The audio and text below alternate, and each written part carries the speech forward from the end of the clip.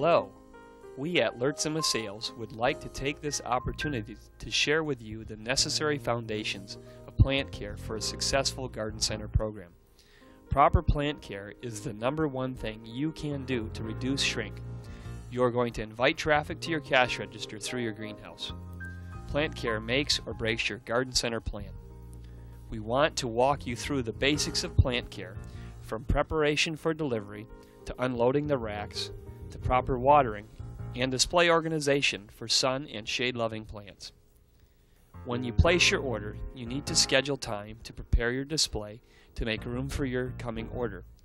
You might use this time to discard any unsaleable materials, mark down what needs to move while it is still saleable, and consolidate what is good, making room for your new product. Keep in mind the kinds of plants you have coming so that you have room in the proper places for the proper kinds of plants. This planning will save time and increase sales. With a little practice, you'll get pretty good at it. Part of the planning will involve a good layout of where you want to put sun and shade-loving plants, as each variety of plant has special light needs that should be considered. Too much or too little sun exposure can stress a plant, change plant shape, drop blossoms, or even make completely unsaleable an otherwise beautiful plant. Sun-loving plants should be displayed outside or on western and southern exposures when the weather turns warm and dry enough to allow this. Shade-loving plants should be kept in the greenhouse or under alcoves or overhangs, or on the lower and/or eastern and northern shelves of benching and sidewalk presentations. Upon delivery, the first thing you'll want to do is to examine your plants for quality and for moisture conditions. If some plants look wilted or feel light and dry, single these out for watering first. Remember, don't overwater the plants. The second thing you'll need to do is to unload and unsleeve the baskets. This is best done by gently pulling down the sleeves. This year, most baskets will come in plastic sleeves with many holes for breathing, so they will be easier to unsleeve. But don't wait. A plant left in the sleeve in the sun or in the rain could either burn or get moldy in just a few short hours. Time is of the essence. Last, begin working your new product into the display as you've prepared space for them. Begin by unloading the 6 shelf racks first, as they are in greatest need and are the easiest to empty and pick up. Then unload the 11 shelf racks, starting with the top shelf first, and then unload every other shelf. This buys some time as the plants left on the rack get more light and air. When unloading the racks, be sure to use a step stool. Don't attempt to climb the racks, and don't allow customers to climb them either. Once your plants are out for display, it is easier to keep them alive. Probably the most important factor in plant care is proper watering. Watering certainly is the most significant daily activity you will do to help your garden center succeed. And because it is so important, don't trust it to just anyone. Sure, it looks easy. A preschooler can run a hose, you might say to yourself. Just turn on the hose and scatter water anywhere and everywhere. But it isn't that simple. Watering is a job that needs a little instruction and some practice, as well as familiarity with some of the plants that are especially finicky. There are 2 big and equally easy mistakes to make when watering plants. The first is to forget and let them get too dry. And the second, typically an overreaction to avoid drying out the plants. Overwatering to compensate. Plants are grown in our greenhouses in an environment that is dry and well ventilated. This makes them healthy, keeps them free from disease, and allows for the slower growth that creates a full and bushy plant. Unfortunately, outside of this controlled environment, plants that are this dry would dry out very quickly. But because your plants dry out more quickly, you can water them more than our growers do in the greenhouse. However, plants still should ideally dry out every day. If they don't, quality suffers both in the introduction of pathogens or, at best, in the way the plant grows.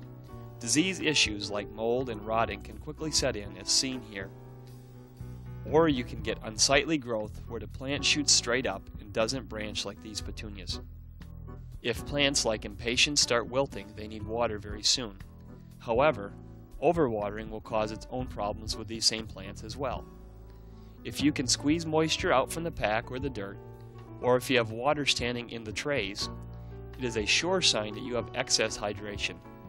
Other plants with some similar sensitivities to too much wilting would include alyssum, New Guinea impatiens, and salvia. Some plants are very sensitive to too much water and will quickly begin to lose their appeal. Plants that like it dry include geraniums, begonias, and flowering vinca. These plants should be allowed to dry out completely before being rewatered moderately.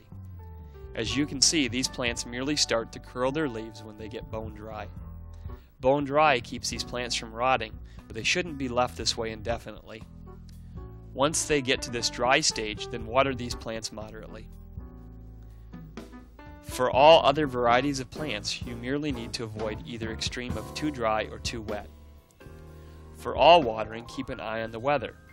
If it is a cool, dark day, very little water is needed. If it is warm and sunny, then more water would be appropriate. On days when it is warm and sunny, you are better to water less in volume but more frequently, but preferably not at midday when the sun is high, between 11 a.m. and 3 p.m. One good measure of judging if you are overwatering is noting how long the asphalt stays wet. If the asphalt is still wet 2 to 3 hours after watering, it's a sure sign your plants won't dry out properly either. Here now to talk about hanging baskets and perennials is Master Gardener Sue Swanson. And checking them for water, depending on whether the baskets have what's called a self-watering container at the bottom, is going to determine the watering needs of the basket. So when it comes to the baskets, I would always check first before watering. Right now this one is very, very wet, so it doesn't need to be watered for a couple of days. And if baskets are inside the greenhouse instead of outside the greenhouse, they're going to need to be watered less. The sun is obviously going to absorb the moisture that's in the baskets if the baskets are hanging outside the greenhouse. And looking through the perennials, I just wanted to point out a couple of tips and tricks that you might use when doing some merchandising and putting together the plants together in order. As you can see, I've put together the plants by variety. I have the columbine here, I have these daisies here, and down here a little bit further I have some black-eyed Susans. And I want to put them together in order because I want the customer to know exactly where the items are. But what I wanted to point out to you is some of the way that the shape that these columbines are in and some of the other plants. This 1 gallon perennial is very, very dry and it really needs some water, and you can tell how it's starting to wilt and everything here. Columbine can be either in the sun or the shade, okay, but we need to definitely keep it well watered if you're going to put it in the direct sunlight like this. And then moving down the line here just a little bit, I'm going to take this primrose that I have here and I'm going to move it down underneath. And the reason that I'm doing that is primroses like part shade. And if I put it out in full sun all day long, it's going to burn up really fast. Okay, so I'm putting it down underneath so that way it's going to get some relief during the afternoon. And this astilbe that I have behind me here, I'm putting it right next to the rack here because I know it'll get shade when the sun moves over to the west side. Okay, so if I leave the astilbe in the back, it's going to get some shade relief in the afternoon. However, if I leave it up front, then I'm going to get this. I'm going to get some actually dryness in the leaves, and you can see it doesn't look very nice and it's starting to wilt just a little bit. Okay, so when it comes to looking at the plants, looking at the perennials, we need to make sure that we're putting them in the right spot. We need to make sure that if it's a tender type perennial, if it can't take the full day sun all day long, then we really need to give it some relief by placing it in particular areas, and that way we'll have to water less as well. So that's going to be really important when we're working with the perennial rack. The last important plant care issue is taking care of old blossoms. Old blossoms become a liability for plants as they form a breeding ground for bacteria and fungus that break down the blossom and then jump to the living plant. Cleaning off old blossoms will keep detrimental organisms away from the healthy plant. If done properly, it also helps promote new blooming. Generally, if the blossom is on any kind of a stem, you may want to cut it or pinch it as far down the stem as possible, as on geraniums and petunias. Impatiens, begonias, and other multi-flowering plants merely need to have the old blossoms removed. If there are a few blossoms, pick them off by hand, If there are many ripe blossoms, you can clean the whole flat off with a light sweeping of the hand onto the ground. Always try to do any old blossom maintenance before you water. Now you know the basics of plant care in the garden center.